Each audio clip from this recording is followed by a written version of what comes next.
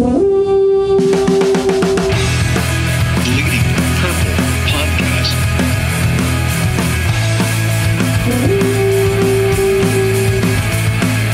This is a 52-yard drive left pass with 31 seconds to go. Snap, spot, kick, up, distance, fine. It is no good. He missed it. Talk good and loud so they all can hear you. Make a short speech so they all will listen to you. Then sit down so they all will like you. Tickled his foot, he's in a good place. I want Teddy. I don't want to go somewhere else. Welcome in, everybody. Welcome to another episode of Bleeding Purple, a podcast about the Minnesota Vikings. My name is Tyler Haig. I am joined, as always, by Mr. Adam Patrick. Hey. Hey, what's up? So, Vikings obviously didn't play this week, but a lot of playoff games happened. Vikings will be playing New Orleans. We know now. Yeah. Obviously, the Vikings played them once. It was the first game of the season. We talked about that quite a bit in the previous episodes. I spit when I said that. In previous episodes about how long ago that was, how different the teams are. I think a stat I saw was Adrian Peterson was the Saints' leading rusher that night. And what was the stat for the Vikings? Somebody else who's not playing anymore. But anyways, Sam Bradford had his incredible game. So very different teams. Well, I guess not what do you expect, but like how different are these two teams now? And do you expect the outcome to be much different? I don't expect the outcome to be much different. I still think the Vikings. Well, I'll save it for the predict. Well, spoiler alert, but I think the Vikings are going to win. You said I'm going to save it for the prediction segment. Yeah, but we got. But they're different teams. Like Vikings have Case Keenum going now, which he's actually never played against the Saints in his career. Interesting. So this will be the first time he's played against the Saints. And the Vikings also have Latavius Murray and Jerick McKinnon in the backfield. McKinnon was playing. He played a little bit in the first game, and I think Murray got a snapper too, but not to the extent that they're involved right now. It was Dalvin Cook for most of the night. And then on the other side, the Saints, they've got Alvin Kamara going, crazy over there. He didn't do too much against the Panthers on Sunday, but he's still pretty dangerous. I think he has 12 touchdowns since the Saints traded away Adrian Peterson. And he was virtually non-existent in that first game as well. And he actually played the most snaps of any running back on the Saints that game. Oh, yeah. I'm thinking just from a production standpoint. Yeah, because Adrian Peterson, I think he was their leading rusher with 18 yards. Yeah, I think Kamara, however you want to say it, had 39 total yards. So he didn't do too much. And, I was just writing about it, how, the Vikings, they threw a bunch of different people at him. Like, they had Harrison Smith on him for a little bit. They had Anthony Barr, they had Eric Kendricks, Ben Gideon, Daniil Hunter, Trey Waynes. They threw a bunch of people at him, so to give him different looks, and that's probably what they're going to do again. But Barr was on him for most of the day, so that's probably what's going to happen again on Sunday. Were you surprised at all that Carolina was able to stop that running game? The Saints running game this past week? Yeah, Carolina has a good defense, and then they lost one of their offensive linemen during the middle of the game. Yeah, so that probably had a big impact. But no, Panthers have a good defense. I was surprised actually that the Saints passed for so many yards, because the Panthers' pass defense has been probably their strength recently, at least. And then Drew Brees hasn't been the same Drew Brees this year. I think he had 23 touchdowns this year. That's it. And he played every game. So that's not his kind of numbers. Were you impressed with Brees' performance in that game against Carolina? Yeah, just because the Panthers do have a good defense, but I don't think he'll be able to do that stuff against the Vikings. There's a bunch of plays where like what that Ted Ginn deep ball in the beginning there, he was super open, and that actually it was, you could tell that Breeze isn't like he used to be because that ball was underthrown. Yeah, but he was still able to get to it and score a touchdown.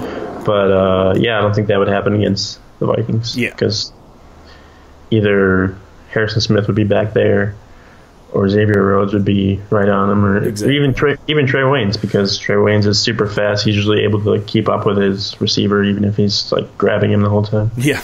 Do you think that is going to be like that was kind of the way I was explaining it to somebody, was that will be the Vikings game plan, is to take away the run the way they did, but then on the back end you have 2 all-pro, you have Harrison Smith and Xavier Rhodes instead of whoever was back there for Carolina, So obviously that's going to be more successful, or in my opinion, would you assume? I don't know. I don't expect the Vikings to blitz a lot. Maybe just on like 3rd and long. Mm-hmm. They just want to make sure they probably just don't want to give up the big plays. They just want to make sure everything stays in front of them, and because those are the plays that killed them when they lost to the Panthers. Those big plays, they risked it. They risked it. Yeah. And like they would bring like a big blitz and then 60 yards later. Yeah. So it's so hard for me to envision the Vikings defense giving up 370 however many yards to Drew Brees in this game, especially at home. But that Drew Brees, that's the one that scares me. Mm-hmm. That's the guy who can like totally come into US Bank Stadium and win, and I don't like that.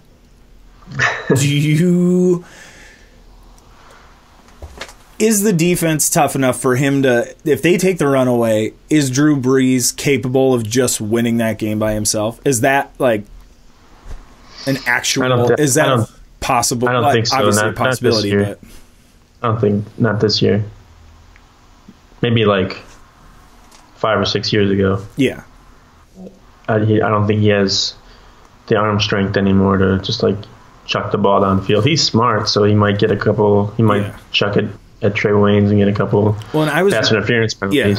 And I was noticing that too in the game yesterday. He was doing a lot of back shoulder throws and like the guys were even like turning around. Yeah, and almost like throwing at the defender's back, like kind of forcing the issue there, and that I could see that being a problem for the Vikings secondary. Yeah, well, at the same time, the Vikings their secondary is very smart, so I would think that they would be able to jump some of those routes, like Terrence Newman would just get in front of there, or even Rhodes. They would jump those routes and then pick them off. So yeah, because realistically, how many times have we seen quarterbacks do that to this defense? Maybe once or twice a game, but they're not making a living off of those throwing them open, shoulder, forcing the issue passes. Yeah, the Vikings are going to be looking for those because they know that he likes to do that. So I'm sure he might have a pick or two on Sunday. And then you also have to remember that you have Everson Griffin, and there's going to be pressure coming at Drew Brees as well. Their best defense may actually be, running the ball well on Sunday. Just keep the Saints offense off the field. Prevent them from, being able to do anything. Yeah, because realistically, the last thing you want if you're the Vikings is to get in like a high-scoring shootout with Drew Brees. Yeah. But like I said, I have a tough time seeing that going down. I just don't think Drew Brees can come in and just feast on that defense. I just don't see that. No, and once they take away, Xavier Rhodes is probably going to be on Michael Thomas. Mm-hmm. Then who does that leave? Like Ted Ginn is their next best receiver, and I'm pretty sure Trey Waynes can shut him down. And then Kamara is the only one that can really probably do stuff. I mean, Mark Ingram, he's been pretty good this year too, but I'm not so sure. Is Ingram have as much of a weapon out of the backfield in the passing game as Kamara is? Yeah, he seems to do pretty well on the screens. So he's not as fast, obviously, but he's got some power to him, so he can bust through some tackles and stuff like that. The Vikings are definitely going to have to, make sure they're not missing tackles. Yes. the Saints players are good at shaking those off and turning them into points. It does feel like that is a decent matchup for, maybe not for the Vikings, but Vikings linebackers against those running backs seems like about as good a matchup as you could hope for as a defense. But at the same time, with all this stuff we're saying they need to make sure they do is what they've been doing the whole season. So it'd be weird for them to expect them not to be able to do that on Sunday. In the most important game of the season so far, to not do the thing they'd done all year. Second to the Browns game, but well. Oh, hey, also this. I want to touch on this. That was an important game. You don't want to lose to the Browns this year. No, you don't at all. Well, no one did. So, right. Congratulations. It was important. You don't want to be that one team. Ugh. That would be such a bummer to, especially to like be doing a podcast and writing about a team that doesn't win a game all year. Guess what? They lost again. Yeah, that'd be tough. At least they had a parade. So. And I will say this for it. Lots to talk about. Who's getting fired, who keeps a job, who's not. All the players are probably going to be gone, or a lot of them anyways. High draft picks. You got a lot to write about. So you got that going for you. Browns playoffs are stupid anyway. Yeah, it's overrated. Well, I don't know, man. That Bills... Who did they play? Bills? Jaguars. Oh, God, was that an ugly football game. If you like defense. Oh, I hated it. I was laughing hysterically when, not that Tyrod Taylor was hurt, but that that Peterman came in and he threw a pick. Oh my God, it was so. And then I felt bad because I was like, dude was just trying to make a play. It's a playoffs. He had to come in. Like I shouldn't be laughing at him, but he's a rookie. I was dying. Oh, is he only a rookie? Oh, never mind. I don't feel bad then. That's fine. But yeah, that was bad. I didn't really like watching that football game. I'm not gonna lie. Thing I want to touch on real quick seems to be a very I don't want to say talked about, but a lot of people are going with the like revenge thing with New Orleans, and we're going to get revenge, and then yep, you're one of them in Atlanta, and sort of all exercise. So in 2000, didn't I tell you that last week? Did you? Yeah. No. See, because you asked. I did. Who I thought was going to be in the playoffs, and then the full revenge trip was what you said. Yeah. I remember that. I got this whole thing rolling before anyone else. You did. You started it. So you're the problem, man. That's you. Yeah.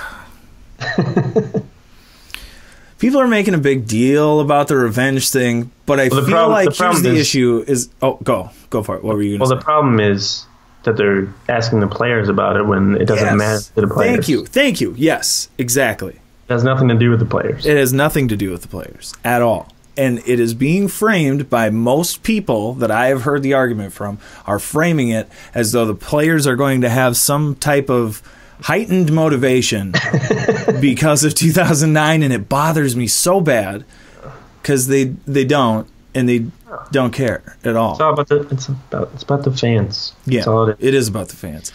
And I will get in, and I can get behind. There is revenge, and just from this little bit on Twitter, not a huge fan of the Who Dat Nation or whatever they call themselves on Twitter. Oh yeah, because they're going hard. They are aggressive. It's been fun. Don't get me wrong. It's been fun to read and laugh, but like it's pretty aggressive. I think I saw somebody, one of their fans posted that like most of the fans on Sunday in the stadium are going to be Saints fans, and I'm just like, what are you talking about? That doesn't make any sense. Have you watched the game in Minnesota this year? Yeah, and for a playoff game, not happening, buddy. No, but the revenge thing, like it would just make everything so much sweeter, but I've been hearing, replies or whatever, like, well, I just care that they get there and win it or whatever. I don't care who they beat. Yeah, obviously, I feel that way too. Of course, yes. Throwing stuff out there that would take the Super Bowl win against whoever. That would make it more. If they play the Jaguars, that'd be fine too. So the reason I bring that up is because I'm pretty sure, I could be mistaken, but I'm pretty sure somebody asked Zimmer that today about. Who do you think did that? Was it again? It just was shocking to me that somebody would bring that up. Oh yeah, because this is so dumb now. He said he was actually at the yeah. Because his son was coaching in it. Yeah. And As they a were like, fan. "What do you think?" And he was like, "I don't know." I love that he was like, I was wasn't drinking. rooting. Yeah, I wasn't rooting for anybody. I was just there. Yeah. But I did see somebody posted like, who does everyone want to blow the jail horn or whatever it's called? What's it called? I have no idea. You know how to pronounce it? The Glaller horn? Yeah. No idea. Yeah, Absolutely no idea. But I was like, Brett Favre should definitely be there. Oh. See, Vikings Hall of Famer. I hear what you're saying.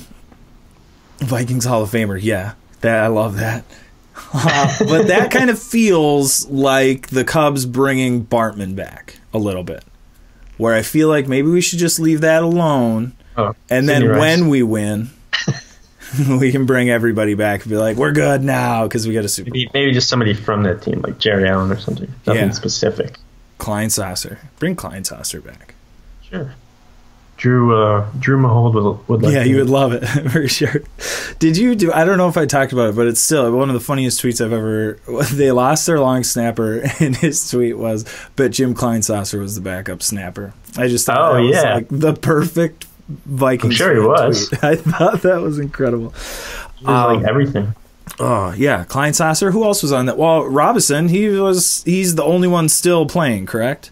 And then Breeze on the other side. Yeah. And then Peyton, obviously, but I think so. I heard Lieber. Was Jarius right there? Was he there? No, that was too late. No, yeah, I don't think that was like he came like 11 or 12. Yeah. Yeah, I think that's it. B-Rob and Breeze. I heard Lieber talking today about how the players, or he made it sound like the players, the bounty gate stuff, they were never worked up about that and didn't have an issue with that at all. Oh, like the old players? The guys that were in that game, because he was like, and I've asked guys in that locker room I trust. Because they probably did it too. Well, and that's what he was like. Well, he had like the normal, God, I forget what he called it. Not like a bounty on like injuries, but just like checkpoints, and you get rewards for doing certain things. But they said there was no, $100,000 on Brett Favre's head or anything ridiculous like that, which leads me to wonder why they suspended the head coach of that football team for a year if that was like not even really a thing that was going on. What was the why would the NFL do that? I don't know. I don't really like Sean Payton, so I was happy to see him get suspended. Yeah, I think he's kind of a turd. I don't really like him either. Especially now those glasses. Oh, the hips. Yeah, I don't like the glasses. Like, who you trying to be, Mike Zimmer? For real, man. And ooh, clear glasses. Yeah, like, what are you 12? For real. Can you bend those? Do those bend, man? You live in Brooklyn too. You're gonna go to your vegan restaurant.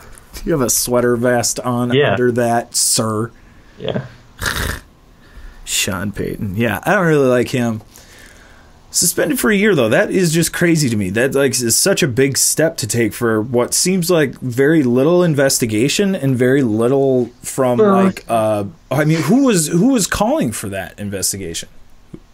Besides Vikings fans who are kind of crazy, but I think it might have been the owners, like the Vikings owners. Oh yeah, that could be.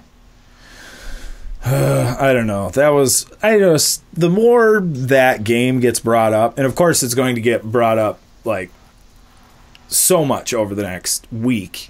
That game was so horrible on so many levels. The Vikings lost that game. They had like 600 yards of offense and still managed to lose. Yeah, because turnovers and stupid fumbles. It was just so dumb. The whole 12 men on the field. Totally awful. Yeah. Holding, pass interference, calls at bad time. I hated it. Hey, but the last time the Vikings played the Saints in the divisional round, they won. Ooh, really? When was that? 2000, I think, before they went to New York. Okay. With Randy Moss and Culpepper. Right. Would that have been Todd Bauman starting for that team, or was Breeze there? Oh, it was Culpepper. No. Aaron Brooks, I think. Aaron Brooks, okay. Because didn't Todd Bauman go to New Orleans for a number of years afterwards? St. Cloud But he still State, wasn't that good. So no. He did pretty decent for the Vikings in a couple starts, I think. Yeah, man, and you can't. I just like I envy that type of NFL career where you're like, he got to go to the grocery store without having anybody bother him, and then got to hang out with Hall of Fame football players at work every day. And he got paid. Yeah, and got paid a ton of money to do it like that. What a gig, man. Hop in there, throw some passes real quick. Pretty much that's what Joe Webb does now. Yeah. What a life. What a job. That's what I want. That's what if I was Tim Tebow, that is what I would be doing. Like, just I know, isn't that keep me on your practice squad, man. Just keep me on your practice squad. He's got to be in the spotlight. I think he is very much a spotlight lover. Mm-hmm. That's what I think. I think he does it for God, but I think he's very much a spotlight lover. Yeah, that Saints game was terrible. Reggie Bush, all of a sudden I'm thinking about Reggie Bush, and this just terrible. But it was different. It was in New Orleans. It was. This one's in Minnesota. Drew Brees. And this team, he doesn't play well in the playoffs on the road. I think he's 1-4. This team, the Vikings team, because 2009, Adrian Peterson was obviously pretty good, but we were going as far as Brett Favre was going to take us that year. That defense is definitely not as good as it is this year. And I don't feel like there's any one particular position on this Vikings team where that guy's not productive today, the other guys can still pick up the slack and make it work, and they can still win games after that. It feels different to me. I have a lot of confidence. I don't like it because it worries me, but that's help you get that confidence to go down? Yeah. Well, let's talk about Kai Forbath. Okay, let's do it. It's okay. He's fine. I just did a little bit of research on him, and his statistics are better than I thought they were going to be. Yeah? Mm-hmm. Yeah, he missed a lot earlier in the year. He did, and his over 50-yard situation wasn't as bad as I thought. Oh. Yeah, just have him kick 60-yard field goals the whole time, and you're good. You're fine. He's going to line up for a 58-yard field goal, and it's going to be like to win the game. I'm not going to be able to look at it. I'm not going to be able to watch it because I will smash something. Because they look so bad when they're that far away. When he tries to put some real leg into it, it's like knuckleball city, man. I can't have it. I can't have it. Looks like a t-shirt gun. That's exactly what it's like. Oh, it's supposed to hit between the goalposts. Spinning like this. Hey, but the punter's good. So yeah, man. Quigley. He's the bomb. I'm going to talk about him that's something too that's like underrated, how the Vikings have been able to make their opponents, if they're going to score on them, you got to go like 90 yards. Way. Yeah. It's super important, and no one's talking about it. Yeah. I had a little spiel I'm going to do on Quigley later. Okay. Because he's important in this equation. And okay, I'll talk about it later. It's better than Jeff Locke. Yeah. Who's now out of the league, isn't he? Yeah. Poor guy. There's so many players from last year's team that are not even in the league anymore, or that shouldn't even be in the league. I'm surprised that Matt Asiata's not in the league anymore. Yeah, who did he sign? He signed with the Lions, I think. And then got cut in the... It's just too bad. I liked him, and I felt like that poor guy. He had a little bit of the T.J. Clemmings disease, where it was like he probably shouldn't have been out there for the time he was out there. People were like, he's not very good, and it's like, well, no, but that's also not the role he's supposed to be playing either. You know, like, third string running back. Yeah, that's why he's third string. He could be productive, kind of, but not that way. Yeah, he's good. You need 1 yard, you get 1 yard. You need 3 yards, you get 1 yard. Exactly. Okay, it's now time for the Bleeding Purple season-ending award show. Yay! And that you don't know, but there's going to be music here. Award show music that's happening. Oh, what? All right, now we'll start the music because we got to keep that in there. First award that I would like to give out. Let's do Rookie of the Year. Okay. Who you is want to do your offense and defense, or just because they're? I only picked one, so just one. Okay, that's fine. Okay. I mean, I think I know who it is, but okay. You might know. I'm going to give it to Mr. Pat Elflein. Okay.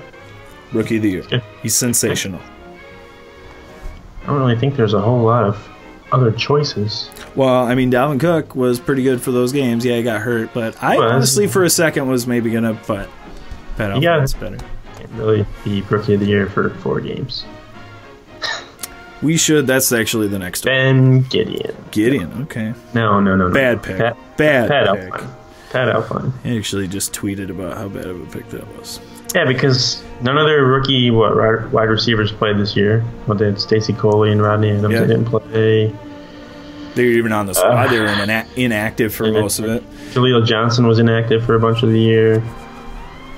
Isadora is a rookie, isn't he? Oh, yeah. Yeah, so he maybe would be next in line. I'd put Dalvin Cook second. Okay. Just because that's how little everyone else has played. But yeah. Which is fine because that allows them to get better without having to be on the field like TJ Clemmings. Well, and that Gideon has been on the field, not a ton, but It's good enough. He's getting and he's never been a huge, He's made some good tackles. Yeah. Has never been the reason anything has gone horribly wrong. No. You're the Rookie of the Year number 2, bud. Get in there, Gideon.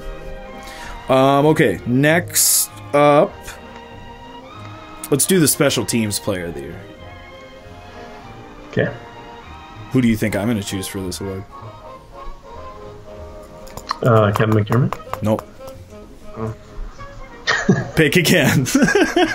No idea. Okay, so here's why Quigley is the Morgan. most important. Yeah, David Morgan. Changing my pick. Shout out David Morgan. Follow me on Twitter. What up? Yeah, there you go. Hooty hoo. Special Teams Player of the Year, Quigley, punter. He's incredible. Yeah. I was talking about this during the offseason. Nobody wanted to talk about who was going to be the new punter. I said it was important because that can be a weapon. Here you go. Marching towards the Super Bowl at home thanks to this guy and his punting knowledge. Yeah. So, thanks to you. You're welcome, Well, Vikings fans. My uncle actually tried out to be a punter in the NFL. So What? I have punting blood in my body. In your veins. Yeah. Second best job. Remember earlier when I talked about what a great career that would be? Punter. That would be like the number 2 job. Because punter, you don't even, all you got to do is get it out. Kicker, there's like some high stress stuff going on. It's pretty scary, though. You got 300-pound guys running it straight at you. But if you guys see... I've seen some punters take some pretty big hits. Yeah, but that's... I've also seen I'd say long snap might be. Because you're not allowed to hit the long snapper. Yeah, that's true. But one of them just separated his shoulder recently, so... Because he got hit. Yeah, no thanks on that one. I'm not interested in long snapping. Only punting. And here's why. Because they fall like soccer guys. Soccer guys take big hits sometimes, but the majority of the time, not a big hit, and they make it look like a big hit. Punters, not a big hit, make it look like a big hit. I could do that all day. That's their job. All day long. I'm not saying I can punt the ball very far, but yeah. But that looks like a job I could do, is the writhe around in pain and act hurt. Got it. If the Vikings need that, cheap. Super cheap hire. Did you see it was like a week or 2 ago, the Patriots game, when the player bounced the ball on the sideline and hit a Patriots player like in the face mask on the sideline? What? And like 2 seconds later, he had a delayed reaction, and you were like, oh. I know. I totally missed it. You have to look that up. It was epic. That's pretty good. Yeah, I think honestly, bad flops are maybe my favorite thing about sports. Oh yeah, I just think it's so great. Like soccer. All right. Okay, back to the awards. Who's your Special Teams Player of the Year first, though? I'm gonna have to go with Marcus Sherrills, actually. Sherrills, okay. Just because he's reliable in that he doesn't fumble. Yeah, and he always knows when to fair catch. He knows when to let it go. Yeah. They'll get like 6 yards every time. Yeah. Well, and that's what I was just going to say is even that little chunk of 6 yards, that's better than the majority of guys catching punts for the other teams. I mean, yeah, like and then okay, I'm just standing here, or and fumble. Marcus Sherrills, boop, run up a little bit. I think that would be a big injury if that were to happen. Yeah, good call. Because remember, what was it last year? And Thielen had to go out there. And didn't he return one for a touchdown though? Thielen? Oh no, he blocked one in his rookie year. Oh yeah, like 3 years ago. Yeah. No, but Thielen, he muffed. I think he muffed a couple last year. Oh god. So. Yeah, I would be, just for my anxiety alone, if Sherrills isn't out there, I'm not interested in. Just have nobody back there. Why don't more teams do that? I mean, I know field position wise it might be an issue, kind of, but you got a guy and you're not comfortable with really anybody that fielding punts. Why not just not have anybody back there? I ask you. I don't know. Seems safer to me. I guess. I'm not a coach, so what do I know? Because then they would probably, the punter would probably punt it short every time just so they could get it in inside the 10. I mean, you got to have a Quigley, and not very many guys have that. Not very many teams have that. So. Can't put backspin on it like that. It's true. Not everybody can do that. So, let's do most improved on offense first. Let's see. Do they have to be on the team in 2016? Great question. I'm going to say no, just to make it easier. All right. I think, honestly, I'm going to give this to Adam Thielen. Yeah, because he's really good, but he's gotten a lot better. Yeah, he wasn't a full-time starter last year. It wasn't until the 10th or 11th game when they're like, okay, Charles Johnson really isn't that good. Yeah, man, Thielen, what a story! That's it's crazy. He's been getting more coverage, more pressure on this past couple of weeks, but he's still been able to get the ball and do stuff with it. So I think one of them, Diggs or Thielen, is going to have a big game on Sunday because they're not going to be able to cover both. Yeah. Their secondary isn't that good. Yeah. I'm so happy that the offensive line is healthy, because the Vikings, without that, without the ability to do screens and to do things to loosen the defense up that way, that I would be worried playing the Saints. But I feel like they're going to not do what they want, but I feel like it's going to be good. I don't know. I'm trying to talk myself into it at this point. Most improved on defense. Wait, what about offense? What? I said Thielen. What about me? Wow, did you didn't give yours? No. Did I skip you? I'm so sorry. Yeah. My bad, dude. I was debating it in my head. I'm sorry. Maybe Jarius Wright. I just gave you an out, man. Maybe Laquan Treadwell because he had more than one catch. Interesting pick. I think you got to go with Case Keenum, though. Just had a good year. Real good. Even if it may be, more of Pat Shurmur's doing, he's been able to go out there and execute. He's not turning the ball over. Yeah. This is all you can ask from a guy like that. Make a couple plays, don't turn the ball over, don't take stupid sacks. Yes. So I think that's the biggest thing with Keenum is he hasn't turned the ball over very much. And it's so, with the defense that good, it's so, I don't want to say easy to win, but it puts you in such a great position if you don't turn the ball over. Yeah, it'll be interesting this weekend because the Saints do force a bunch of turnovers. So, but Pat Shurmur usually he doesn't put them in a position to make a turnover, to force it or something like that. Yeah, he'll give them a read or something, and if it's not there, then just give it to McKinnon or Murray or something. Yeah. I've also seen not a ton of boot legs, but they will move him around to do that too, just to give it easy. Well, I think that's one of the few plays that Rudolph can do because it seems to do that with every offensive coordinator. So what do you like to run, Kyle? This one? I like to run to the sideline. That's usually when they throw it and I'll catch it, and then it's a touchdown. He's a good guy. Up for what, man of the year or whatever? Yeah, man of the year. He is a good guy. We shouldn't make fun of him. Yeah, we can still do it. I mean, we can, but Yeah, he does a lot of good things. He's a ginger. He's one of my people. So. There you go. So yeah, you got the. We're good. We're all good. Yeah. Who do you think you want to go with on defense for most improved player? I gotta go with Trey Waynes. Trey Waynes. Okay. I haven't heard about him this year. So Yeah. whenever you see the ball go his way, he seems to come up with a big play, or if his guy catches it, he usually seems to wrap him up right away. Mm-hmm. And there hasn't been a whole lot of holding or pass interference or illegal touching or whatever he does. Yeah. All of the cheating. I agree with you.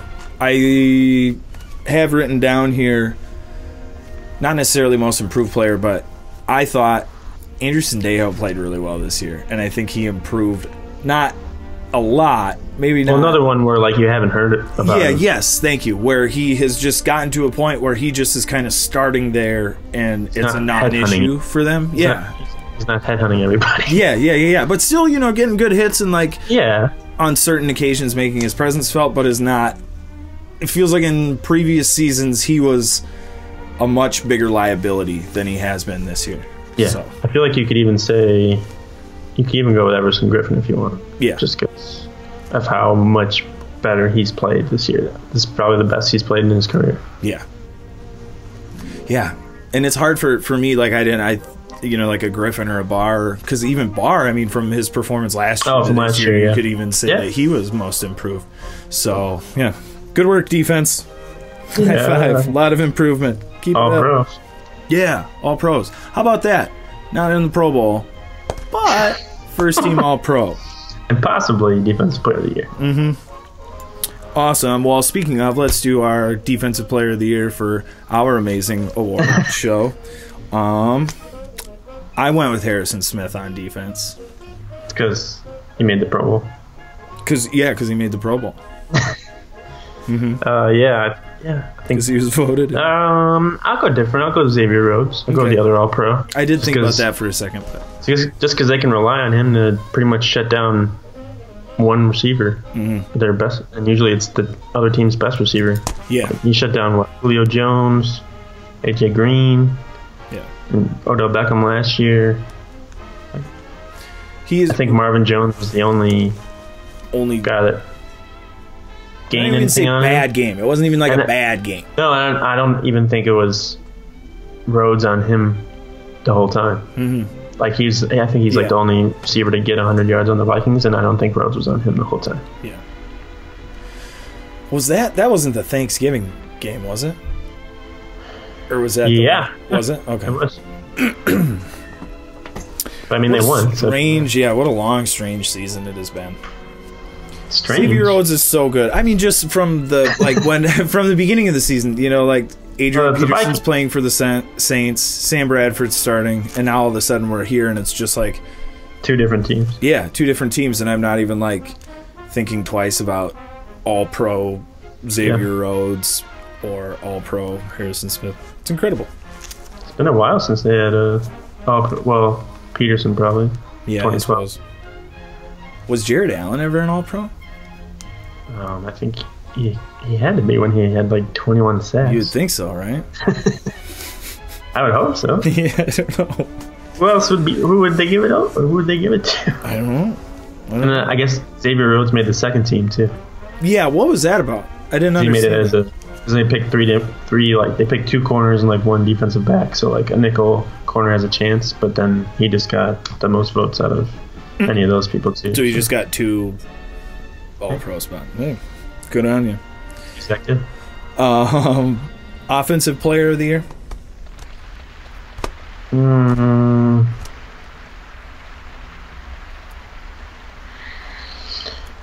That's tough. It is. I kind of use the... I would say Thielen, but Diggs has had a lot of touchdowns. Yeah. Statistically, very, very impressive. Although kind of quiet. I saw... I don't know who was talking. It might have been Matthew Collar was talking about how Diggs has his numbers are lower than Thielen, but he's been just as productive according to I guess what Pro Football Focus grades, whatever that means to anybody. But I even go with Latavius Murray because he's been pretty good this past couple of weeks. Riley Reef. Ooh. Whoa. Actually, whoa. Let's do that. We'll do that. Who? What? Riley Reef. Well, look at what it was. Look at what that side of offensive line was the past couple of years, past 4 years. That's true. Compared to what it is now. Okay. You don't have to worry about it. Which is wonderful to not have to worry about it. Yeah. I'll give you that. I will give you that. I was gonna, I think Thielen has just been an impressive year. And numbers-wise, it's been so long since we've seen anybody do that I feel like he gets it. Yards. Yeah, 90 catches. Yeah. At least. It's ridiculous for the Vikings. Next up, and finally, lastly, oh no, scratch that, second to last, MVP. Okay. Most valuable player. Marcus. Shit, no. I'm going with Quigley, so. It's gotta be Harrison Smith. Think so? Yeah. Harrison Smith. Ooh. I suppose. Do you here? See, we're going to do this again. What does most valuable player mean to you? Is it the player? I think it means if you take that player off the team, how much better or worse are they? Or I guess it would be how much worse are they going to be off? Okay. I think that makes a big impact if he's not out there. It does, very much so. And I'm gonna change mine and agree with you. I was gonna say Case Keenum, but if we're defining it that way, because of Bradford's performance, you could potentially not have Case Keenum on the team and still be very successful in that position because of the offensive coordinator and the way the defense has been playing. Specifically, guys like Harrison Smith. They run the ball a lot. And, Offense isn't really too complex. Doesn't have a 7-step drops on shotgun. Norv! Oh god. That was so irritating to watch them go to 7-step drops when you knew they were going to get lit up. Yeah. When that was the other who's not? Why can't we check out of these plays? Yeah. Why can't we? No, because Norv wants us to do a 7-step. All right, man. Norval. All right. Last award of the Amazing Award Show. First annual Amazing Award Show. What was your moment of the year? We're going to the season, like regular season? Yeah. I'm gonna get lots of name calling after this, but it's gotta be Teddy. Yes. I was so hoping you would do that. It's gotta be. It was such a wonderful moment. That dude worked so hard. He did. Even if he doesn't, come back and is not the same guy, he worked so hard to even get to that point where most players with that injury would not even come close. Mm-hmm. So it's good to see, and he's a good guy, so. Yes. I'm not saying he should be the starter or whatever, so chill out. So chill out on Twitter right now. Yeah. Stop it. This is a difficult one. I did think about the other one. I did think about going with Teddy, but I was just trying to think of what moment. Not your favorite Chris Thomason question. Yeah, yes, that was it. Well, that was what I was trying to think. What play best personifies the team, but what play made me feel the way I felt the most watching this team this season? Adam Thielen getting that catch and run against the Rams. That was that one, Teddy, and then Case Keenum ducking the designed run for a touchdown, because what the fuck. Oh, and Thanksgiving? Yeah, I just couldn't. I was like, what is even happening with this here? Dinner celebration or whatever? Yeah, design run for Case Keenum, and they're going to win this game, and blah, blah, blah. So that one kind of blew my mind. But I think the moment of the year should be one random 3-and-out for the defense. Because that's what this... Downs? Yeah, that's what this team is getting the offense off of the field on third down. So that's what I choose, is one random third down in an important game. That goal line stand they had against the Bears 2 weeks ago. That's pretty Yeah, but impressive. it's the Bears. I'm trying to think of like what. Yeah, they're on the 1 yard line. Yeah, that's true. They That stopped was them impressive. 4 times. Their defense is just so good. I mean, that that's whole not- game, that's- that whole Chicago game, I was like, oh, are they on not the the goal moment line? of the year. Doesn't bother me. I think you could argue like the win over the Rams could be the moment of the year because that was the week. That was like the game where everyone's like, okay, are the Vikings for real? Yeah, that's probably it, is the Thielen catch and run Yeah. that blew that game open. Because that, I think, was kind of the turning point for the season. Because from then on, nationally and talking heads-wise, they were on the same level as the other contenders, especially in the NFC. It wasn't just like they narrowly beat the Rams. They, Yeah, no, they like thumped them pretty good. And yeah. So I'll do that. The Thielen catch against LA. Against LA. We didn't really need to write that down. Round of applause for the first awards show. I will say I considered naming the award, but the best idea I had Ladies. was the Bleeders, and I was like, I just am not really feeling that for like an Oscars name, so I kind of ignored that. Bleedies? For the Bleedies. Yeah, well, that's what we'll call it next year, Bleedies. The Bleedies. Gotta remember that. I'm gonna save that. Yeah, because Bleeders, I was just like, I don't want to give Bleeders out to people. Yeah. Or moments or anything like that. But that was really good. Good work on the award show. That was great. And Right. there's going to be a lot of good sound. A lot of orchestral award show music. It's going to be real good. Hashtag me too. Okay. Yeah. Hashtag me too. Did you watch that? Last night? Yeah. A little bit of it. I watched a fair amount of it. Very interesting, I thought. How... Maybe this isn't the right podcast for this discussion. No, I did enjoy the monologue though. So I guess now that we're done with the awards, what else were we going to talk about? Oh yeah, the rest of the playoffs. So Atlanta wins predictions in the amazing LA Rams. Yeah, I don't know how who they are lost. just destroying the whole world and nobody else has a shot.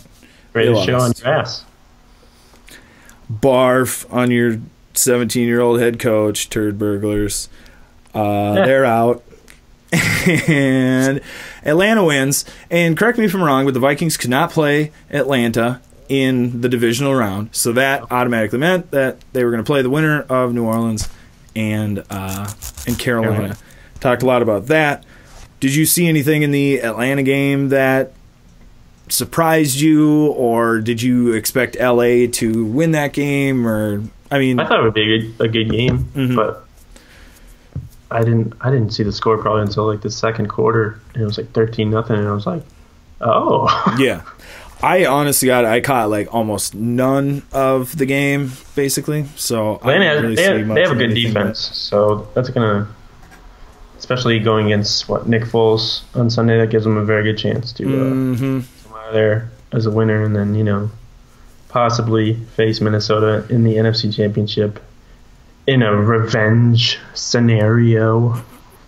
Love Gary Anderson blow the Gaia horn or whatever it's called. The Gaia horn. Blowing the Gaia horn. We should I'm taking that little sound bite and putting it away for a little bit. All Use right. it again later. They have a good defense. That they only gave up. I think when the Vikings beat them, the Vikings only scored 14 points. So they have a good defense. Yes. But when the Vikings played them, they didn't have their top corner. So yeah, their defense was not if the Vikings in great and shape. Falcons play in the NFC Championship game, it's gonna be pretty boring.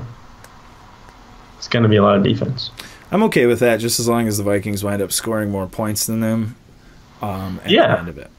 Yeah, and the Falcons didn't have Devonta Freeman in that game either. Yeah, So. yeah. Do you feel like, is there a good chance that they will have to go to Minneapolis, and that obviously is difficult for anybody, and I would put my money on the Vikings at home, but to me it seems like the number is always around 20. If you can hold teams, if you're the Vikings and you can hold teams to 20 points, you're probably going to score enough points to win. Can they hold Matt Ryan in that Like, now that everybody's back and they're healthy and they're operating the way they're supposed to, and obviously playing a lot better than they were when the Vikings got them. Do you think that they can do that, or do you think they score more points? Their offense is not as good this year. Well, and that has a lot to do with their play calling. Their offensive coordinators just is not what Kyle Shanahan was to that offense. And it's clear what an offensive coordinator can do for an offense. Just look at the Vikings. So, I think they shouldn't have trouble doing that because Matt Ryan's pretty much just like, I'm going to try and get to Julio, and if that doesn't work, then I'm not sure what I'm going to do. Yeah. So.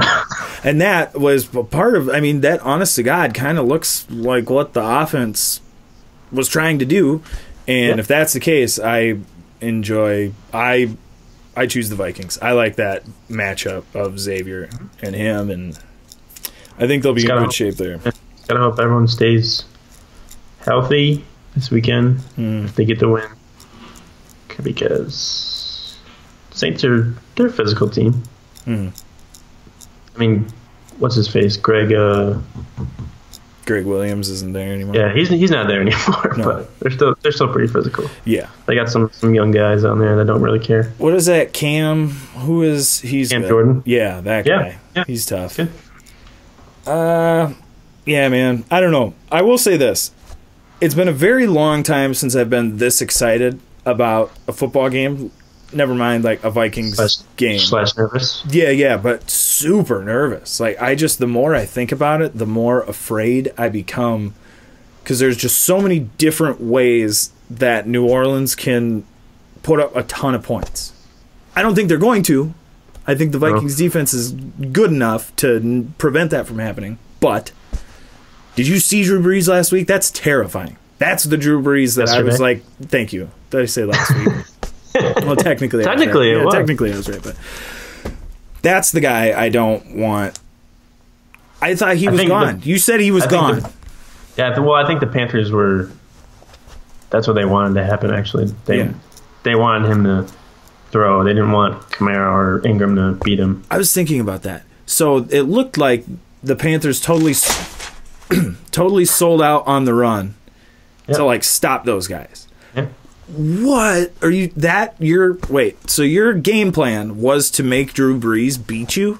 Well, yeah, of course he did, man. Like, are you kidding me? Well, to be fair, he hasn't played, as well as he has in years past. So they probably thought, let's see what he still got left. And then he was like, okay, that's what I got left. So. Yeah, no kidding. I just was like, I was thinking about that earlier today and wondering to myself, like, was that what, like, they got out of that meeting room, or like, yeah, Drew Brees? I'm sure the Vikings will not be doing that. No, well, and that was what led me to what if the Vikings do that? That's not, they can do that because they have a much better secondary, and that they're going to be getting more pressure from their better defensive line. That might be up for debate, but you get my point. I feel much more comfortable with that game plan with the Vikings personnel than I do that game plan with Carolina's personnel. If that makes sense.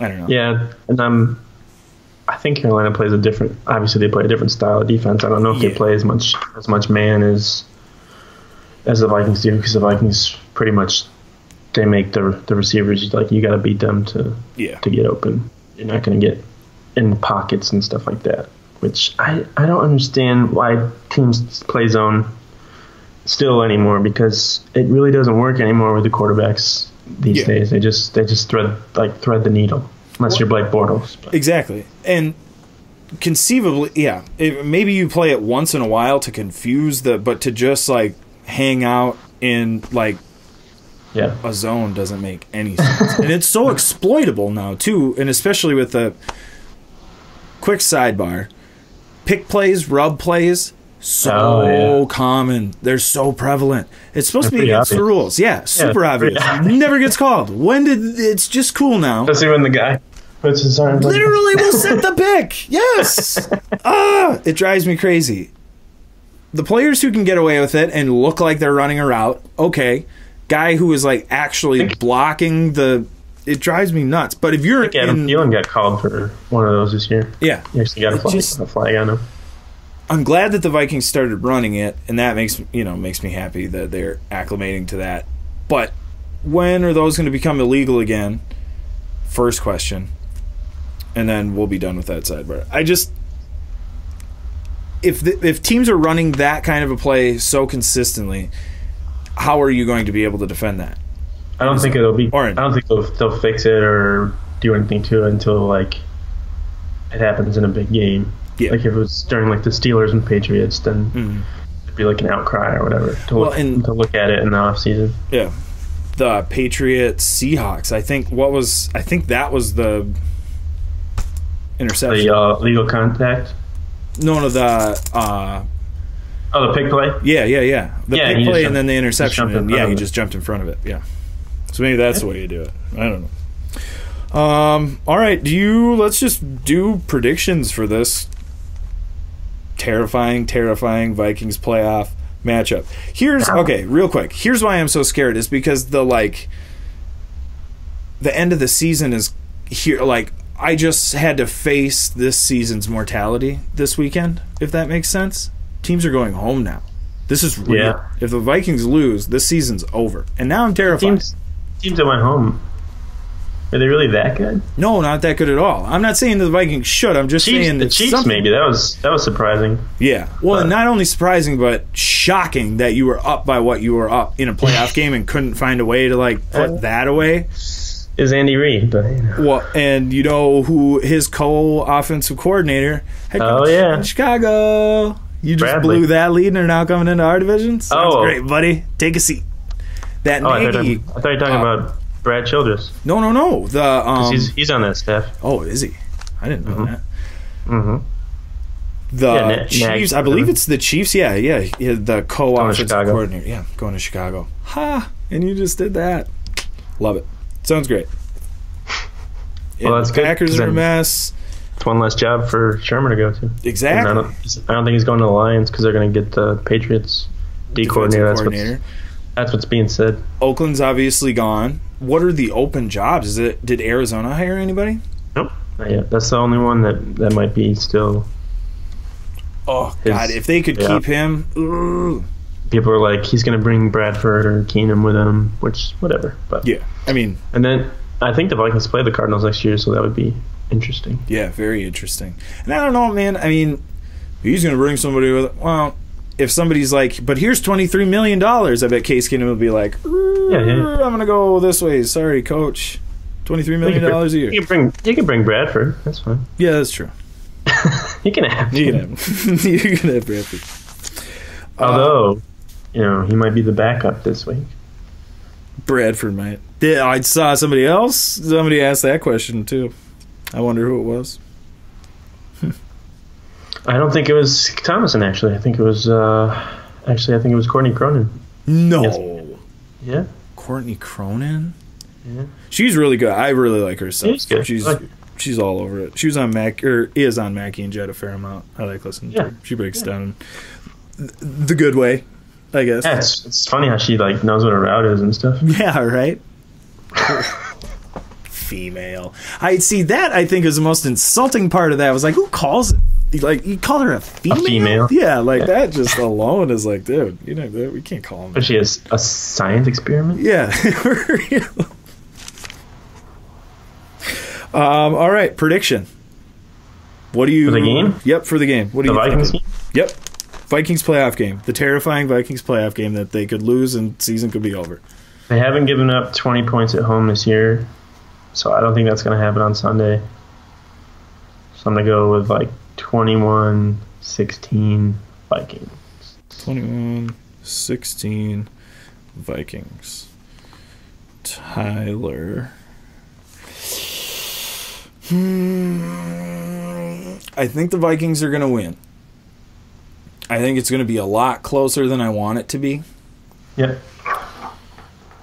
More close, the whole game, or the Saints. Yeah, back? Lower scoring and close the whole time. Really? So I'm going to go 17-14 Vikings winning. All right.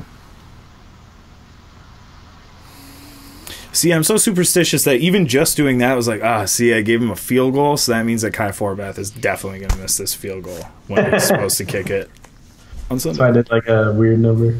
I should have. I didn't. All right, 1914. 1914. 19. Yep. Don't ask me how they get there. Don't ask me. Two less points than my score for both numbers. Yeah. Whatever. No big deal. All right. Well, do you have anything else you would like to add, good sir? Are you confident in this team? Pat Elfline said he's going to play on Sunday, so he's good to go. Is there anybody else injury-wise that... Nobody else, really. Rudolph is back and rolling. We'll see if Sam Bradford is healthy enough to be the backup. I mean, let's hope so. Yeah. I mean, apparently he got a third of the reps last week. Yeah. So good to know. It's important. It's important. Only 33% of the reps. You can just throw him in there and he's good to go anyways. Mm-hmm. I mean, we've seen that. Definitely. He's not going to move anywhere. Yeah. I was just because you can throw him in there. He's not walking anywhere, but you can throw him in there. He's going to stick right to the ground, but you can stay in there. No, I think it's good. I'm just ready for the game. Yeah, it's going to be a long one too. Real quick for promotion. Look at me. Who do you want? Eagles or Falcons? Want? I mean, I would want Philadelphia because I'm less... That was a really weird way to say Philadelphia. Because I'm less afraid of Philly than I am of Atlanta. You'd have to go to Philly. But then, we'd have to go to Philly, and that I'm not very interested in. So I guess I will say Atlanta. But I feel like we're poking the bear with the revenge tour. And, like, I heard let people have fun. I mean... Go have your fun, but just don't jinx it for the rest of us. Everyone can have their own opinion, like it or not. I just feel when we start bringing this stuff up again, then I feel like it's like... Yeah. Everyone doesn't have to take my idea and fight about it on Twitter. It has been, man. Twitter has been volatile. I know. We won 13 games this year. And people are just nuts. It is... Although, like, if I make a criticism, then, I look like a bad guy, because I'm like... Case Keenum hasn't been that great this past couple of weeks. But. Well, you just can't even... Well, here's a great example. No idea if this was sarcastic or not, but I had... One of my articles had Teddy Bridgewater as the, like, picture. Oh, I didn't see that. And it was like, do you hate Case Keenum? Like, you can't even make it up. And again, no idea if that was a joke or not, but the fact that I can't tell... Welcome to the Viking Age. Yes. That is... Fandom. There's a reason they call them that. Because they're fanatics. They're fanatical. Yeah. That's not normal people behavior. I mean, I'm a fan too, so I'm not saying like they're bad people. Some people might go a little bit too far. I mean, there's probably other reasons why they're bad people. But. Yeah. But that doesn't, being a Vikings fan isn't No. Not trying to alienate our fan base here. No. Do we even have a fan base? I don't know if we do or not. Somewhere in there. Yeah, somewhere. I think so. Maybe. I hope so. Don from Ohio, I think he retweets our podcast every time. And Purple Pain, shout out Purple Pain message board. Yeah. They'll retweet us every now and then too. And David Morgan, newest follower. What up? All right, let's end on that. I get him on the podcast. Yeah, that's what I mean. I could send him a message. I might right now. Off-season. I might right now. Yeah. Smart. It's not bothering him right now. Yeah, not right now. He's got a lot of stuff to do. Yeah. And then when we in the off season when we're looking for content. Yeah. Booze is calling in David Morgan. All right. What was your you said promotion something? Promotion thing. Can't remember. Forgot. Is that important? I don't know. No, I think I was just gonna say like the website or. Oh yeah. Check it out. Yeah. Tyler's written some good stuff on there. I read stuff on there. We're talking about the Viking Age. TheVikingAge.com. Where this podcast is posted. Yeah. So some good stuff up there. We'll have stuff for leading up to the game, how to watch it, and previews and all that fun stuff, and articles that everyone can get mad about. So yay! Feel free to comment. All right. All right, bud. Yeah. Skol. See you next week. Later. Later.